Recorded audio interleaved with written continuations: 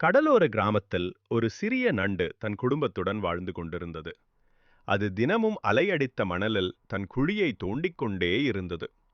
அதைக் கண்ட மீன்களும் பறவைகளும் சிரித்து, "ஹே நண்டு, எவ்வளவு தோண்டினாலும் அலை வந்துவிட்டால் உன் உழைப்பு எல்லாம் வீணாகிப் போய்விடும்" என்று கேலி செய்தன. ஆனால் அந்த நண்டு அமைதியாகச் சொன்னது, "ஆம், அலை என் உழைப்பை அழிக்கலாம். ஆனால் நான் தினமும் உழைப்பதால் என் கால்கள் பலமாகி நாளை என்ன சவால் வந்தாலும் அதை சமாளிக்கும் வல்லவனாகி விடுவேன்." ஒரு நாள் பெரிய புயல் அலை வந்து கடலோர உயிர்களை தள்ளிச் சென்றது. ஆனால் அந்த நண்டு தன் வலிமையான கால்களை பயன்படுத்தி தன்னையும் தன் குடும்பத்தையும் பாதுகாத்துக் கொண்டது.